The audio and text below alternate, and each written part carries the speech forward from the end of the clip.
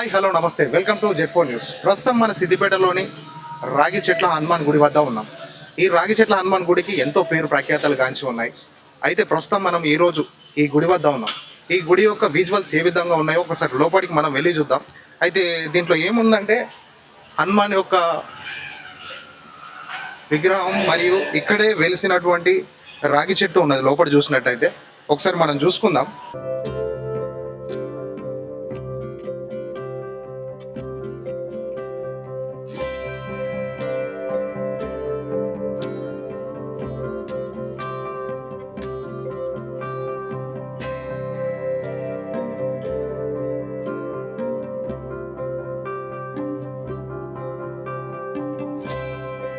అయితే ఇక్కడ చూసుకుంటే అయితే మనకు రైట్ సైడ్ లోనే హనుమాన్ యొక్క స్వామివారి ఆలయం ఉంది. అదే విధంగా మనకు లెఫ్ట్ సైడ్ చూసినట్టంటే రాగి చెట్టు కూడా ఇక్కడ వెలవడం జరిగింది.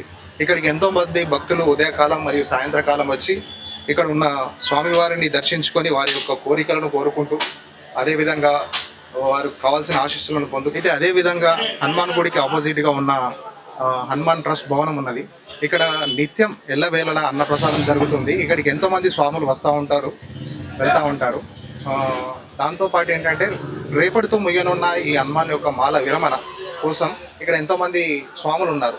వారి మాటల్లో కూడా అడుగుదాం. వాళ్ళు ఏ విధంగా రేపు వెళ్తారు, ఎలా వెళ్తారు, వాళ్ళ యొక్క ఎన్ని రోజులు ఏ విధంగా ఉన్నారనే ప్రతి ఒక్క ఇన్ఫర్మేషన్ వాళ్ళ దగ్గరికి వెళ్ళి మనం తెలుసుకుందాం.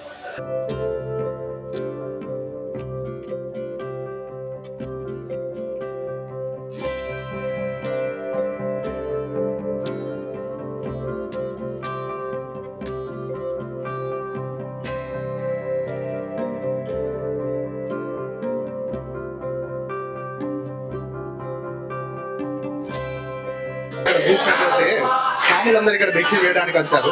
అయితే వీళ్ళందరూ దీక్ష చేస్తూ హనుమాని నామాన్ని అదేవిధంగా రాముని నామాన్ని స్మరిస్తూ భక్త పరమవంశంలో లీనమైపోయారు. మొత్తం భక్తులు మాత్రమే లీనమై కేవలం హనుమాని రాముడే తన ధ్యేయం అంటూ తన నామం అంటూ మొత్తం అదే నామస్మరణగా పాటలు పాడుతూ పరవశం పొందుతున్నారు.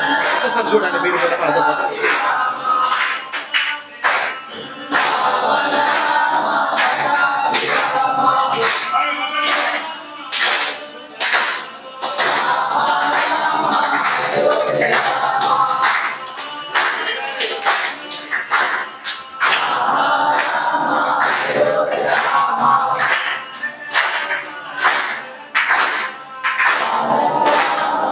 పైన దీక్ష చేసిన స్వాములను చూసాం.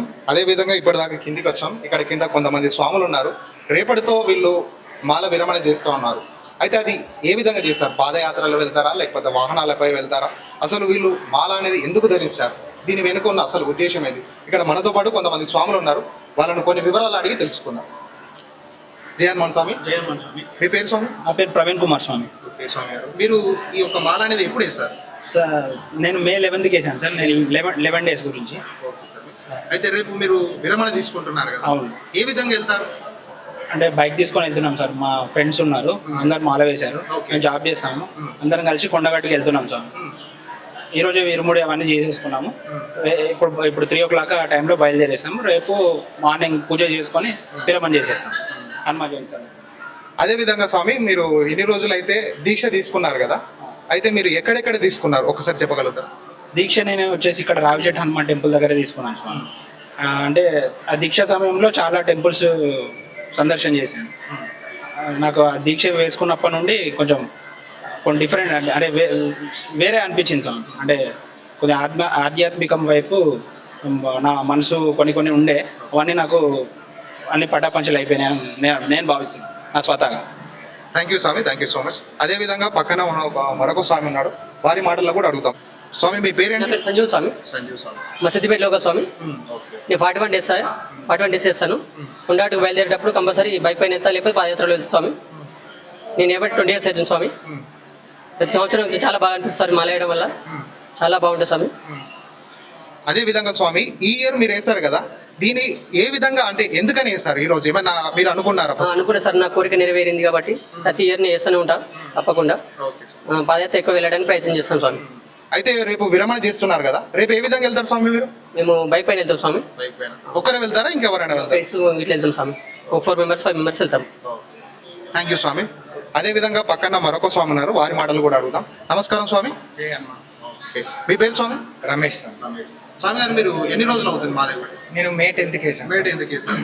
ఇదే ఇయర్ వేసారా, లాస్ట్ ఇయర్ కూడా వేసారు? నేను లాస్ట్ ఇయర్ వేయలేదు, అంతకుముందు వేసాను, మధ్యలో గ్యాప్ వచ్చింది. అంటే ఇప్పటికి ఎన్ని ఇయర్స్ అవుతుంది మీరు ఇప్పుడు థర్డ్ టైం. ఓకే స్వామి. దీని ఎన్నుకున్న మీరు ఏ ఉద్దేశంతో వేసారు మాల అనేది? అంటే ఇది మనము ఒక ఉద్దేశం అనేది ఏం లేదు స్వామి, మనకు స్వామి భక్తితోటి మనం ఈ మాల వేస్తే మనకంతా మంచి జరుగుతుందని ఒక ఉద్దేశంతో ఈ మాల వేసాను. సో ఇది వేస్తేనే మనకు అదేని కాదు, కాకపోతే ఏంటంటే మనం స్వామి భక్తితోటి మనం కొలిచి ఫలము పండు ఏదైనా సరే మనం సమర్పించుకొని రెగ్యులర్గా మన దీక్ష నియమాలు పాటిస్తే మంచి జరుగుతుందని ఒక నమ్మకం స్వామి. ఓకే స్వామి. అదే విధంగా స్వామి మీరు ఇన్ని రోజులు మాలను అయితే వేశారు కదా, అంటే ఏ సమయంలో మీరు నైట్లో ఎక్కడ ఉండేవాళ్ళు, మధ్యాహ్నం టైంలో ఎక్కడ ఉండేవాళ్ళు, అసలు ఉదయం నుంచి ఎలాంటి పనులు చేసేవారు? ఉదయము మనము 4 గంటలకు అట్లా లేస్తాం సార్. ఉదయం 4 గంటలకు లేచిన తర్వాత స్నానం చేసుకొని మనం ప్రదక్షిణాలు చేసుకొని జపం చేసుకుంటాం. జపం చేసుకున్న తర్వాత పంతులు గారు హారతి ఇస్తారు. హారతి ఇచ్చిన తర్వాత ఇంకా మన రెగ్యులర్ యాక్టివిటీ ఏదైతే ఉందో మన బయట ఉద్యోగం కానీ ఏదైనా వ్యాపారం కానీ చేసుకునే వాళ్ళు రెగ్యులర్ పనులు చేసుకోవచ్చు. మళ్ళీ మధ్యాహ్నానికి భిక్ష సమయానికి మనము ఎక్కడైనా గుళ్ళో కానీ వీలైన వాళ్ళు గుళ్ళోకి వెళ్ళి భిక్ష చేసుకోవచ్చు, లేదంటే ఇంట్లో కూడా మాతలు చేసినా కూడా మనం భిక్ష చేసుకోవచ్చు ఇంట్లో.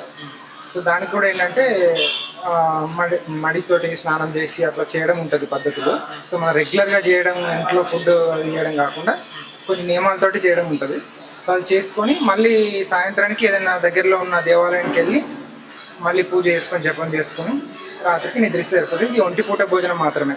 ఉదయం సాయంత్రం కానీ పండు కానీ పాలు కానీ తాగొచ్చు, అది కూడా కంపల్సరీ అయితే ఏం కాదు. ఒంటిపూట భోజనమే దీనికి కరెక్ట్ పద్ధతి అన్నమాట, నియమం అది. స్వామి గారు నమస్తే, మీ పేరేంటి? జయన్మన్ రమేష్ నా పేరు. స్వామి గారు మీరు మాల వేసి ఎన్ని రోజులు అవుతుంది? నేను 21 days అండి, April 29th రోజు చేశాను. అయితే స్వామి మీరు డైలీ భిక్ష తీసుకుంటారు కదా, ఈ భిక్షలో ఎలాంటి ఆహార పదార్థాలు ఎలాంటి పండ్లు వాడాలి? మామూలుగా అయితే భిక్ష అయితే మధ్యాహ్నం అయితే రైస్ తీసుకుంటాము. రైస్, పప్పు, కర్రీ, ఏదైనా మిక్చరు, మామూలుగా ఫ్రూట్స్ ఇస్తారు. సో మళ్ళీ సాయంత్రం కూడా ఫ్రూట్స్, పాలు తాగుతాము. మార్నింగ్ ఫ్రూట్స్, పాలు, అంతే. ఒకటేసారి 1 time మాత్రమే భిక్ష మాత్రం రైస్ మాత్రం తీసుకుంటాము. ఇది ఒకటి. అదే విధంగా స్వామి నాకని కాకుండా ఎంతోమంది మన జనాల్లో కూడా ఈ డౌట్ ఉన్నది. అయితే మన హనుమాన్ మాల ధరించిన స్వాములందరూ ఒకే రకమైన దుస్తులు ధరిస్తుంటారు. దీని వెనుక ఏమైనా ఎలాంటి ఉద్దేశం ఉంది, అసలు కారణం ఏంటి దీనికి? అంటే ఎటువంటి కారణం లేదండి, కాకపోతే ఏంటంటే ఇది మన హనుమాన్ మాల అనేది హనుమానికి ఒక చందనం అని, ఎర్ర చందనం అనేది ఒక ఇష్టం కాబట్టి, సో ఆ రకంగా మనం ఎర్ర చందనం అంగి అనేది వాడతాం మనం. సో స్వామికి ఇష్టం కాబట్టి మనం ఆ రకంగా వాడతాం మనం, అంతే. మామూలుగా ఖాళీ టైంలో అయితే వాడడం కదా మనం. స్వామి భక్తిలో ఉన్నప్పుడు మాత్రమే మనం ఎర్రచంద్రం అంగి వేసుకొని, ఎర్ర టవల్ వేసుకొని మనం పూజ చేస్తాం. సో అది మాత్రమే పూజలోకి వస్తున్నాం. రాగిశెట్టి హనుమాన్ గుడి ప్రధాన అర్చకులు వైద్య కృష్ణమాచార్యులు మనతో పాటు ఉన్నారు. వారిని కూడా ఈ హనుమాన్ మాల చాలీస్కి సంబంధించిన కొన్ని ప్రశ్నలు అడిగి తెలుసుకుందాం. నమస్కారం స్వామి గారు. జై శ్రీమన్నారాయణ. అయితే ప్రస్తుత రోజుల్లో చాలా మంది స్వాములు హనుమాన్ మాల ధరిస్తూ ఉన్నారు. అసలు ఈ హనుమాన్ మాల ఎవరు ధరించాలి, అసలు ఈ హనుమాన్ మాల చరిత్ర ఏంటి మనకు? జై శ్రీమన్నారాయణ. ఇది హనుమాన్ వైభవం తెలిపేటటువంటి రోజులు, చాలా విశేషమైనటువంటి రోజులు.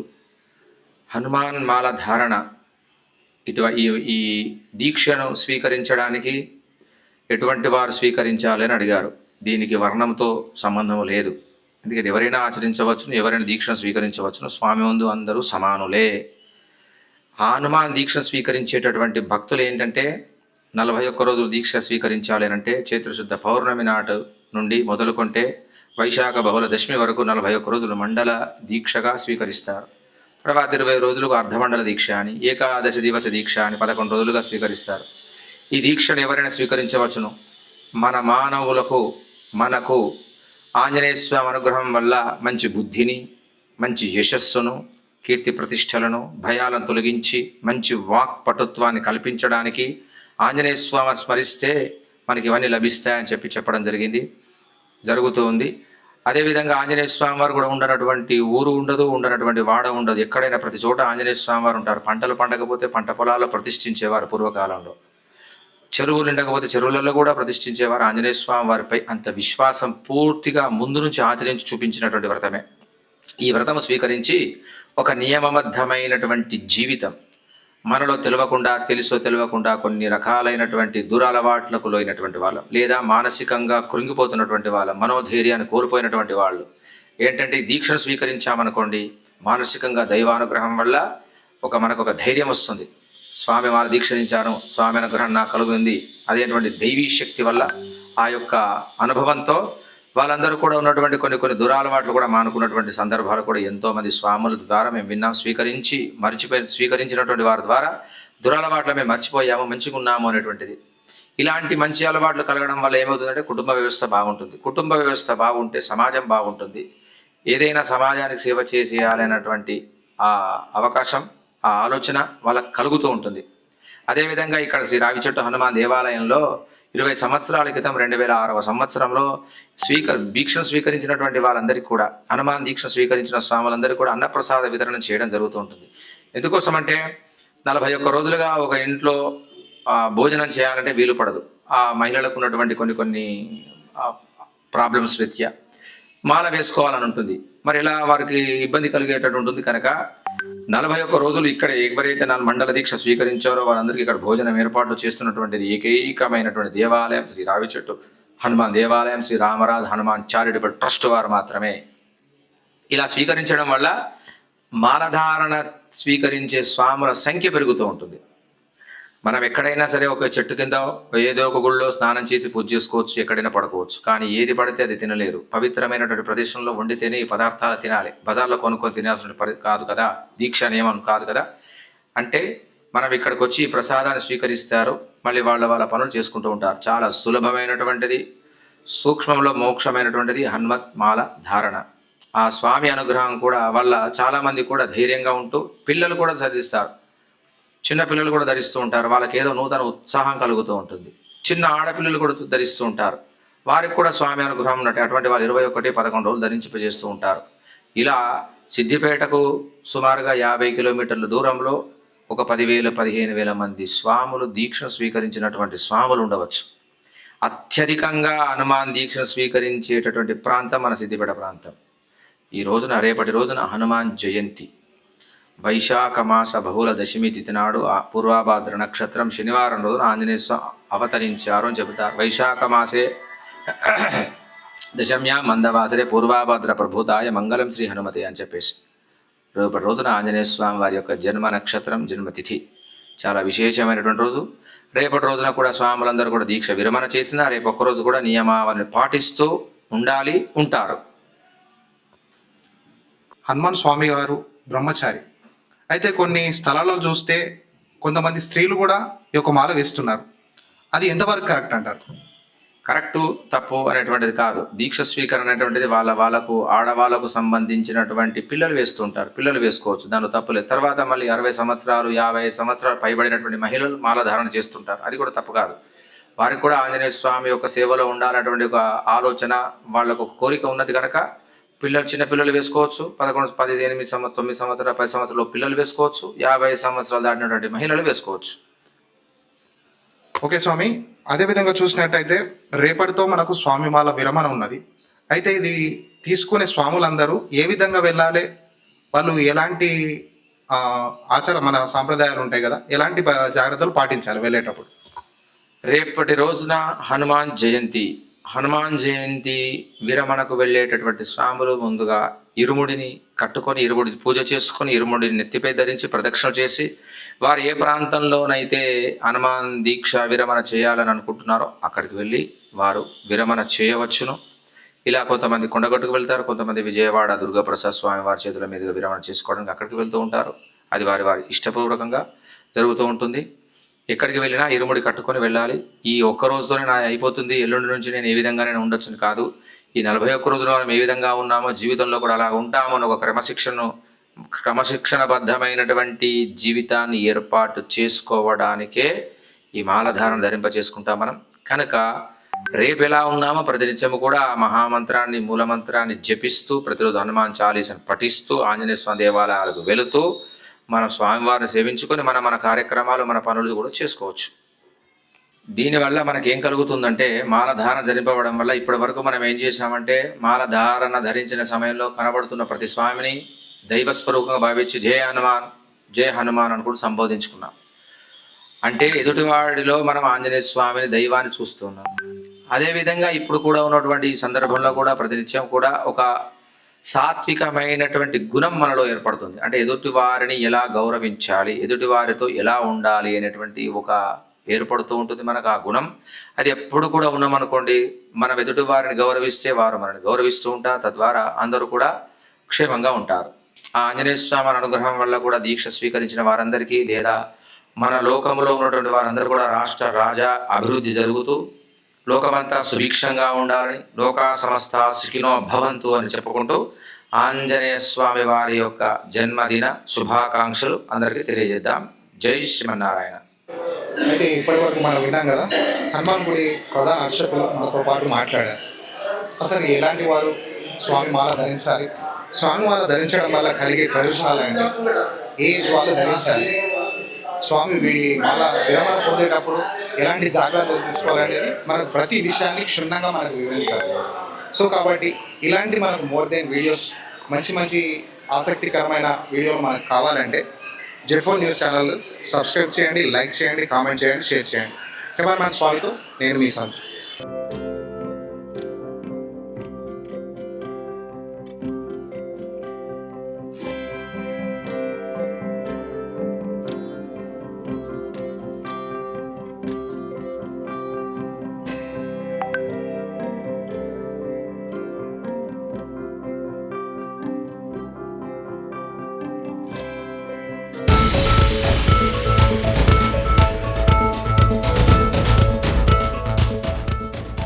మీరు చూస్తున్నది Z4 న్యూస్.